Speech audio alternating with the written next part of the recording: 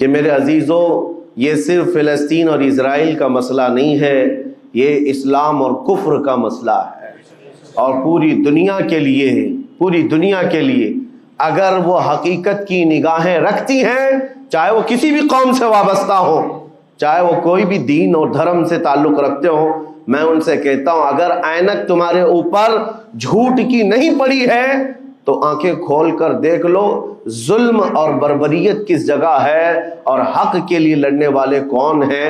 یہ ہر ایک منصف مزاج آدمی بھی آج پہچان سکتا ہے کہ کون نہتہ مارا جا رہا ہے اور کون سپر پاور طاقت پر کھڑے ہو کر اپنے مظلوم ہونے کا دعویٰ کر رہا ہے۔ ہر دنیا آقا صلی اللہ تعالی علیہ وسلم نے ارشاد فرمایا،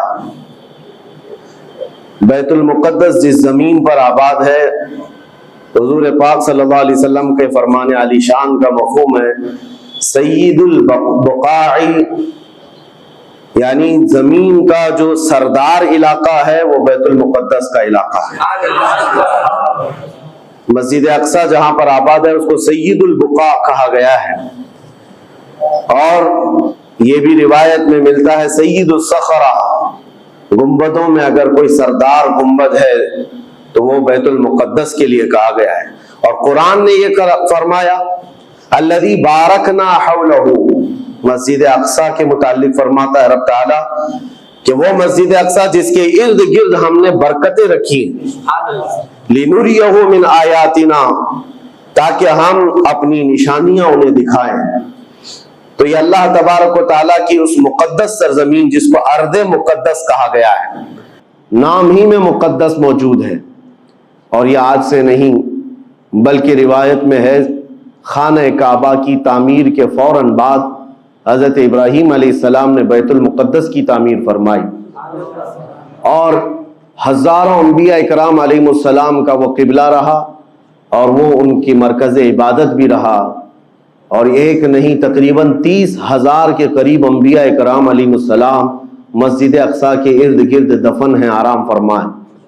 جہاں اللہ کا ایک ولی دفن ہوتا ہے وہ برکت کی جگہ ہے، اور جہاں 30,000 نبی دفن ہو، اور وہ بھی اولو العزم پیغمبر حضرت ابراہیم علیہ السلام، حضرت اسحاق علیہ السلام، حضرت یعقوب علیہ السلام، حضرت موسیٰ علیہ السلام، حضرت زکریا علیہ السلام، یہ سب وہ انبیاء کرام علیہ السلام ہیں جو رسولان اعظام بھی ہیں، شریعت والے ہیں، یہ سب بیت المقدس کے ارد گرد ہیں۔ یہاں پر کچھ بھی اثر ہونا پوری دنیا پر بھی اس کا اثر پڑتا ہے، اور آج ہم دیکھ رہے ہیں جو حالات پوری دنیا میں پیدا ہوئے ہیں، اور چاہے وہ یورپ ہو کہ امریکہ ہو، افریقہ ہو کہ رشیا ہو، عرب ممالک ہو کہ ہند ہو، ان سب کو کچھ نہ کچھ کہنے کی آج ضرورت پیش آ رہی ہے۔ کیوں؟ اس لیے کہ وہ ایسا سینٹر ہے، ایسا تقدس ہے وہاں پر جس میں پوری دنیا انوالو ہو ہی جاتی ہے، اور برسوں سے لے کر وہ جنگ کا میدان رہا، اور حضور پاک صلی اللہ تعالی علیہ وسلم نے بیت المقدس کے لیے کیا فرمایا؟ صحابہ نے جب اس زمین کے بارے میں پوچھا تو میرے آقا نے فرمایا وہ حشر و نشر کی جگہ ہے، حشر و نشر کی جگہ ہے، یعنی قیامت کے قریب سارے لوگوں کو ادھر ہی ہانک دیا جائے گا اور قیامت وہیں آنی ہے۔ حشر و نشر کی جگہ ہے۔ حضور پاک صلی اللہ تعالی علیہ وسلم نے فرمایا، اور فرماتے ہیں میرے آقا ہو سکے تو تم جا کر اس میں نماز پڑھ لو، اس لیے کہ اس کی ایک نماز دوسری مسجدوں کی 1000 نمازوں سے افضل ہے۔ یہ مسجد اقصی کے متعلق میرے آقا صلی اللہ علیہ وسلم کا فرمان علی شان ہے۔ پھر صحابہ اکرام نے پوچھا کہ اگر کوئی جا نہ سکے میرے آقا بیت المقدس اور نماز پڑھنے کی اس کو استطاعت نہ ہو وہاں جا کر تو کیا کرے؟ حضور اکرم صلی اللہ علیہ وسلم نے فرمایا کم از کم تیل کا ہدیہ تو بھیج دے تاکہ وہاں چراغ جلانے کے کام آئے۔ یہ حدیث پاک میں ابن ماجہ کی حدیث ہے۔ نبی کریم صلی اللہ تعالی علیہ وسلم کے اس فرمان علی شان کے مطابق میں آج آپ تمامی حضرات سے یہ گفتگو کرنا چاہوں گا کہ میرے عزیزوں یہ صرف فلسطین اور اسرائیل کا مسئلہ نہیں ہے، یہ اسلام اور کفر کا مسئلہ ہے، اور پوری دنیا کے لیے ہے، پوری دنیا کے لیے اگر وہ حقیقت کی نگاہیں رکھتی ہیں، چاہے وہ کسی بھی قوم سے وابستہ ہو، چاہے وہ کوئی بھی دین اور دھرم سے تعلق رکھتے ہو، میں ان سے کہتا ہوں اگر اینک تمہارے اوپر جھوٹ کی نہیں پڑی ہے تو آنکھیں کھول کر دیکھ لو ظلم اور بربریت کس جگہ ہے اور حق کے لیے لڑنے والے کون ہیں. یہ ہر ایک منصف مزاج آدمی بھی آج پہچان سکتا ہے کہ کون نہتہ مارا جا رہا ہے اور کون سپر پاور طاقت پر کھڑے ہو کر اپنے مظلوم ہونے کا دعویٰ کر رہا ہے. ہر دنیا کا انصاف پسند آدمی آج بول سکتا ہے، لیکن یہ دور بھی امتحان کا ہے. جتنے کیڑے مکوڑے دل میں بغض و عداوت رکھتے ہیں اسلام کے، وہ ظالموں کے ساتھ کھڑے ہوئے نظر آتے ہیں. آج ظالموں کے ساتھ کھڑے ہوئے نظر آتے ہیں. نبی کریم صلی اللہ تعالی علیہ وسلم نے فرمایا مسلمانوں آپ اپنی اوپینین، اپنی رائے کیا رکھتے ہیں یہ بہت امپورٹنٹ ہے. دنیا کیا کہتی ہے اس سے مجھے غرض نہیں، تمہارا تعلق تمہارے نبی پاک کے فرامین سے ہے. خبردار خبردار تم کبھی ان ظالموں کی حمایت میں نہ آنا، ورنہ قرآن کہتا ہے وَلَا تَرْكَنُوا، اللہ تعالیٰ فرماتا ہے اس طرف تم توجہ بھی مت کرنا، جھکاؤ بھی مت رکھنا جس طرف ظالم گئے، جس طرف ظالم گئے ہیں اس طرف جھکاؤ بھی مت رکھنا. اور آج کہیں ایسا نہ ہو کہ دنیا تمہارے پاس بہت آ گئی، چکا چوند دنیا دیکھ کر جیسے امارات والے ہوئے، متحدہ عرب امارات، دبئی جیسے آج انٹرنیشنل سٹی ان کے پاس مل گئی ہے، پوری دنیا وہاں پر تجارت کرنے لگ گئی. بحرین جیسے کنٹریز، ان کے پاس دنیا کی فراوانی آ گئی، تو آج وہ یہ سمجھنے لگ گئے کہ ہم کو مظلوم اور غریب فلسطینیوں کی مدد میں بات نہیں کرنی چاہیے، جو سپر پاور طاقت ہے اس کے ساتھ کھڑا ہونا چاہیے، کیونکہ ہماری ٹریڈنگ کا مسئلہ ہے، ہماری تجارت کا مسئلہ ہے.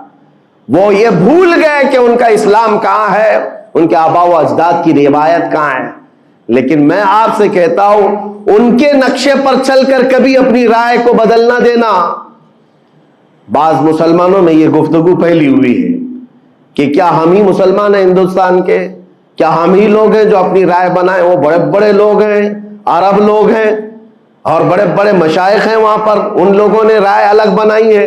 وہ دنیا کے اور پیسوں کے پجاری بن گئے ہیں، ان کے ہاں نفس غالب آ چکا ہے اور شیطان کا ان کے اوپر غلبہ ہے، وہ حق نہیں دیکھ رہے ہیں. میرے عزیزوں کہیں تم اپنی رائے اس طرح بنا لیے تو حدیث کو جھٹلانے والے ہوں گے. اللہ کے حبیب صلی اللہ علیہ وسلم کی حدیث سناتا ہوں. حضور پاک صلی اللہ علیہ وسلم فرماتے ہیں لا تزال عصابۃ من امتی یقاتلون علی ابواب دمشق وما حولها وعلى ابواب بیت المقدس ظاہرین علی الحق. حضور پاک صلی اللہ علیہ وسلم فرماتے لا یضرهم خذلان من خذلهم ظاہرین علی الحق الى ان تقوم الساعہ. میرے آقا فرماتے ہیں قیامت تک میری امت میں ایک جماعت ایسی ہوگی جو دمشق کے دروازوں پر اور بیت المقدس کے دروازوں کے اطراف میں حق کے لیے کھڑی رہے گی قیامت آنے تک. اور حضور پاک نے یہ بھی فرمایا، میرے آقا مخبر صادق صلی اللہ علیہ وسلم کے فرمان آج ہم اپنی آنکھوں سے دیکھ رہے ہیں. حضور فرماتے لا یضرهم خذلان من خذلهم. میرے آقا فرماتے ہیں دنیا کے بڑے بڑے دھوکہ دینے والوں کا دھوکہ انہیں کچھ اثر نہیں کرے گا، انہیں کوئی نقصان نہیں پہنچائے گا. آج بڑے بڑے پیٹروٹ میزائل داغ کر کے اگر وہاں کے علاقوں کو ختم کرنے کا دعویٰ کر رہے ہیں تو مجھے میرے نبی کے فرمان پر یقین ہے یہ کبھی نہیں ہو سکے گا، کبھی نہیں ہو سکے گا. کچھ عمارتوں کے گر جانے اور کچھ بچوں کے اور کچھ لوگوں کے قتل ہو جانے کا نام یہ جیت اور فتح نہیں ہے. میرے عزیزو آج ہم ان ظالموں کو دیکھ رہے ہیں جن کا دعویٰ تھا کہ دنیا میں ان سے بہتر ڈیفنس طاقت کسی کے پاس نہیں، ان سے بہتر بنکر کسی کے پاس نہیں، ان سے بہتر سائرن بجانے کی طاقت کسی کے پاس نہیں. پوری دنیا کو زہریلے ہتھیار بیچنے والی طاقتیں. آج ہم نے یہ بھی دیکھا ہے کہ صرف محض ایک چھوٹی سی جماعت سے ان کے ہاتھ پیر ڈھیلے نظر آتے ہیں اور ان کے جسموں میں کپ کپی نظر آتی ہے. پوری طاقت تمہاری ایک جگہ.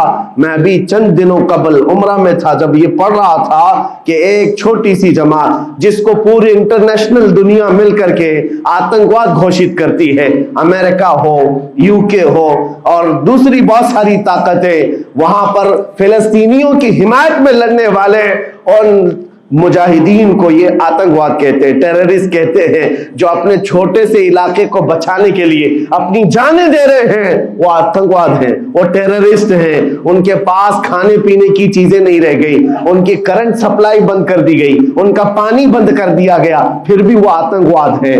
میرے عزیزو، یہ دنیا کا دغلا معیار دیکھو آپ۔ رشیا پورے یوکرین کو تباہ کرتا رہا، پورا راکھ میں بدل دیا۔ ان ظالم کتوں کی زبان پر کبھی نہیں آیا کہ رشیا آتنکواد ہے یا رشیا ٹیررسٹ ہے۔ یہ میڈیا میں بھونکتے رہے رشیا اور یوکرین کی وار چل رہی ہے، زمین کا مسئلہ ہے۔ ارے ہزاروں لوگوں کو رشیا راکھ میں بدل کر رکھ چکا ہے، کیوں نہیں بولتے اس کے متعلق؟ کیوں نہیں کہتے کہ وہ آتنکواد ہے؟ اس لیے کہ یہ ظالم دجالی میڈیا جتنے ہیں، انہیں پتا ہے ان کے باپ داداؤں سے بڑی طاقت اس کے پاس موجود ہے۔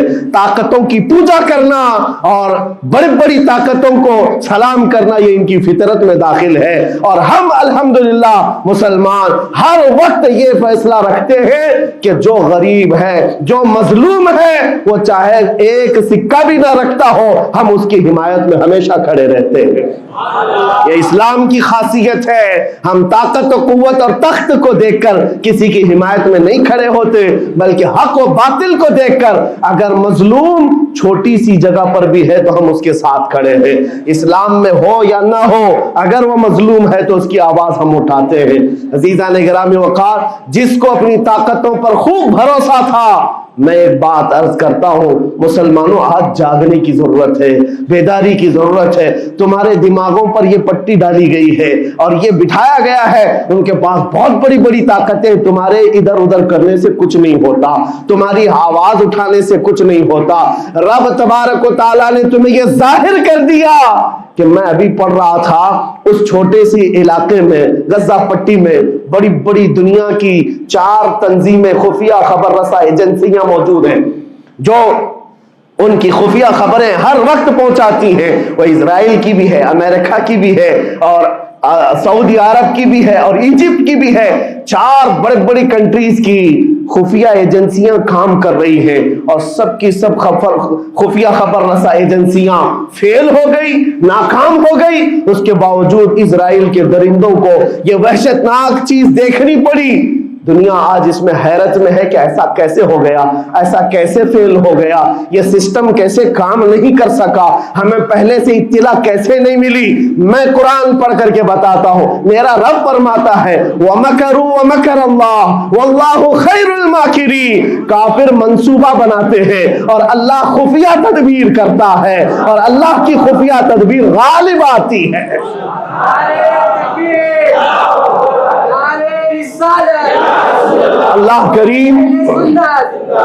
اللہ کریم جب خفیہ تدبیر فرماتا ہے، سارے سسٹم فیل ہو جاتے ہیں، دنیا کی طاقتیں ہیچ ہو جاتی ہیں۔ آپ کبھی یہ مت سمجھنا کہ دنیا کے پاس بہت بڑی طاقتیں ہیں، نہیں مسلمانوں، ایمان اس کا نام نہیں ہے۔ اقبال نے بہت پہلے کہا تھا، اللہ کو پامرد یہ مومن پہ بھروسہ، ابلیس کو یورپ کی مشینوں کا سہارا۔ ان کے پاس یورپ کی مشینوں کا سہارا ہے، لیکن مسلمان کو اپنے رب کی طاقت پر بھروسہ ہے۔ میرا رب غالب حکمت والا ہے اور وہ قدرت والا ہے۔ جس وقت رب تعالیٰ چاہے، کیا آپ نے تاریخ نہیں پڑھی، وہ اگر اپنے نبی کی حفاظت کرنا چاہے تو مکڑی کے جال سے حفاظت کرتا ہے، کبوتری کے انڈوں سے حفاظت کرتا ہے۔ وہ اپنے حبیب کی حفاظت کرنا چاہے اور کسی نبی کی حفاظت کرتا ہے، مچھلی کے پیٹ میں رکھ کر کے یونس کی حفاظت کر رہا ہے، اور ابراہیم علیہ السلام کو آگ میں ڈال کر کے بھی اس تپش سے بچا رہا ہے، اور اسماعیل علیہ السلام کی گردن پر چھری چل رہی ہے، پھر بھی اس چھری سے بچانے والا مولا کون ہے؟ اور سمندر میں اتر جانے کے بعد موسیٰ علیہ السلام کی بڑی فوج کو راستے دینے والا مولا کون ہے؟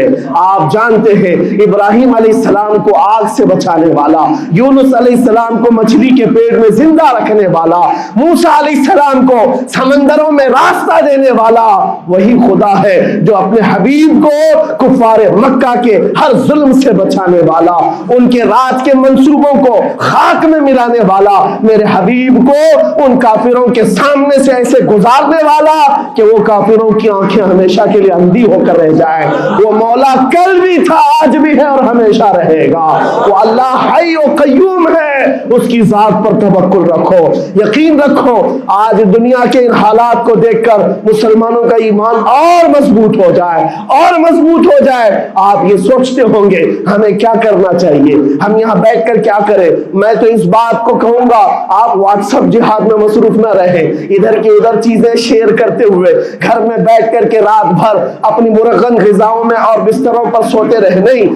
اگر تمہارا دل روتا ہے کسی ایک بچے کی آہ پر، تم پہنچ تو نہیں سکتے، لیکن کسی غریب کی ایک درد پر تمہارا دل روتا ہے، اللہ کی بارگاہ میں وہ بھی لکھا جاتا ہے، وہ بھی لکھا جاتا ہے اور تم کو ان کے شریکوں میں شمار کیا جاتا ہے۔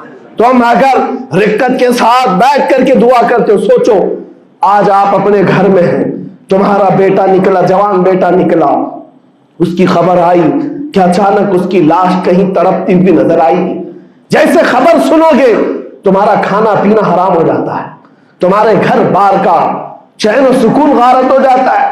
کیا ہوتا ہے جب اپنا ایک جوان بیٹا کہیں کسی حادثے میں انتقال ہونے کی خبر بھی آ جائے، بے چینی اور گھر میں کوہرام مچ جاتا ہے۔ یہ چیز کیوں ہوتی ہے؟ کیونکہ تمہارا تعلق ہے، جسمانی بھی روحانی بھی تعلق ہے اپنے بیٹے سے۔ اور میرے آقا نے فرمایا مثل المؤمن کمثل جسد اذا اشتكى عضو تداعى له سائر الجسد بالسهر والحمى۔ میرے آقا فرماتے ہیں پورے مومن جتنے بھی دنیا میں ہیں، سارے مومنین ایک جسم کی طرح، میرے آقا فرماتے ہیں ایک جسم کی طرح ہیں، اگر ایک عضو کو تکلیف ہو تو پورے جسم میں بخار آ جاتا ہے، ایک عضو کو تکلیف ہو تو پورے جسم میں بخار آتا ہے۔ آج تمہاری کیفیت یہ ہونی چاہیے، جس وقت ان حالات کو دیکھو تمہارا دل روئے، تمہاری بے قراری بڑھ جائے، تمہاری بے چینی بڑھ جائے، اور بارگاہ رب العزت میں گڑ گڑاؤ کہ مولا اگر ہمارے برے اعمال کی وجہ سے، ہمارے گناہوں کی وجہ سے ہمارے بھائیوں پر اگر یہ آفت آئی ہے تو میں توبہ کرتا ہوں، میں باز آتا ہوں مولا، میں اپنی حرکتوں سے توبہ کرتا ہوں،